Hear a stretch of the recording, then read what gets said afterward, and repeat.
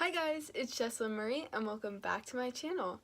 So today, as you can probably tell in a few seconds, I'm not in my normal location and I'm actually at a dance competition with my cousin who I love, and she does competitive dance and she's so good and I'm really proud of her, and I really love watching her dance, so I really enjoy going to those. But I also love doing her makeup for competitions, so I figured I would film that for you guys, and yeah, so I'll let you guys see that process, and I hope you enjoy.